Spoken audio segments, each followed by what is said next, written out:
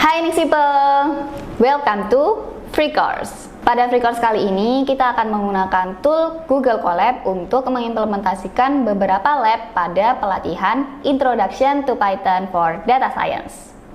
Yuk langsung cek labnya. Nah, sekarang kita sudah masuk ke Google Collaboratory. Teman-teman bisa akses melalui collab.research.google.com. Di prompt yang di sini, teman-teman tinggal klik New Notebook aja. Klik New Notebook, kemudian teman-teman tunggu untuk beralih ke notebook yang akan kita gunakan. Apa itu notebook? Notebook adalah laman yang akan menyimpan kode pemrograman kita. Jadi pastikan kode pemrograman kita tersimpan dengan benar di file yang kita mau. Cek dulu di sebelah kiri atas ada untitled 0.i Python notebook. Untitled 0 bisa teman-teman ganti dengan nama dari file yang teman-teman mau. Free course misalnya, free course. Oke, sekarang kita sudah punya satu file IPython notebook yang bernama free course. Teman-teman bisa langsung masuk ke code cell yang pertama. Di sini teman-teman tinggal panggil aja library yang dibutuhkan. Di kesempatan kali ini kita tentunya membutuhkan data untuk kita analisis karena kita melakukan proses analisis dengan bahasa pemrograman Python. Nah, library apa ya kira-kira yang perlu kita gunakan? Yang pertama itu adalah Seaborn.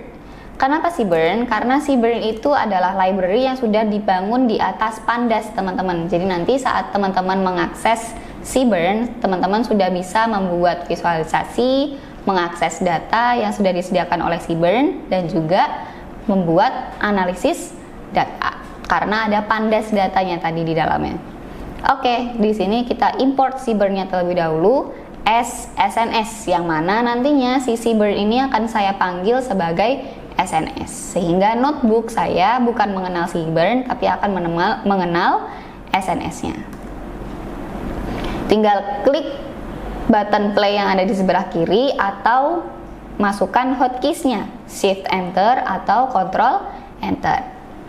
Sekarang teman-teman bisa cek di code cell yang barusan kita jalankan ada angka 1 di sebelah kiri, berarti sel tersebut sudah berjalan. Sekarang kita akan mencoba untuk mengakses dataset yang kita mau. Caranya bagaimana? Dengan memanggil SNS kemudian get dataset atau load dataset. Load dataset.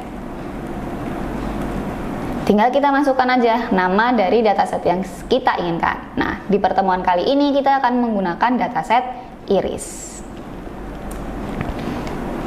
Tekan hotkeys-nya untuk menjalankan code cell, lalu akan muncul output seperti ini ya teman-teman. Output ini adalah sebuah data frame. Jadi data frame itu adalah bagian dari Pandasnya. Kita bisa melihat data apa saja yang ada di dalamnya dengan kolom-kolom yang disediakan, mulai dari sepal length, sepal width, petal length, petal width, dan spesies. Dataset ini adalah dataset yang digunakan untuk memperjelas spesies yang ada di dalam bunga iris, mulai dari setosa, versicolor, dan juga virginica. Masing-masing data itu akan merepresentasikan nilai sepal length, sepal width, petal width, dan juga spesiesnya. Dalam data analisis, kita perlu untuk memiliki proses berpikir yang mana dibutuhkan dalam tahapan analisis. Bagaimana cara berpikir analitik? Kita akan coba mengurai beberapa pertanyaan-pertanyaan terlebih dahulu agar kita bisa mengambil conclusion atau kesimpulan dari data yang kita punya.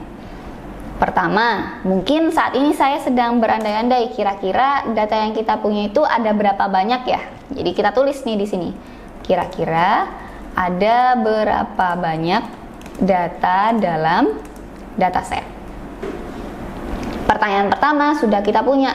Langkah analisis pertama kita sudah terkonsep.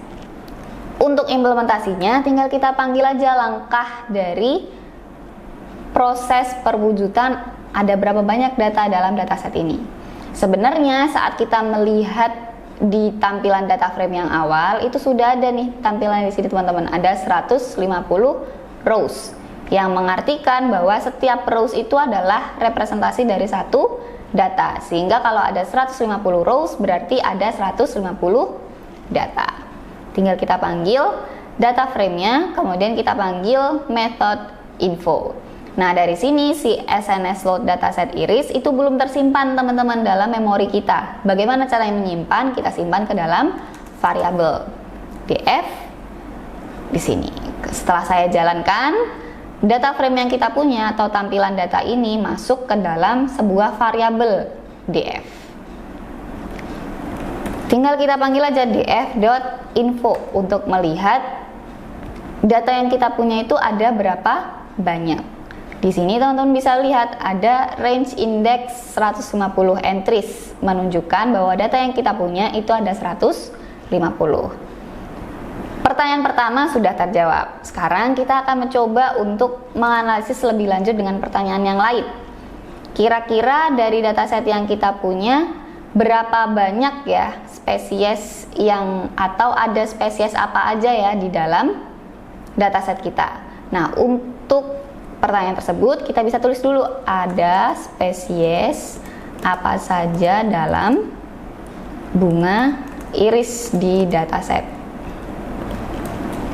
Untuk mengambil jawabannya tinggal kita panggil data frame, kemudian kita masukkan kolom yang kita mau, spesies, lalu kita panggil unique value.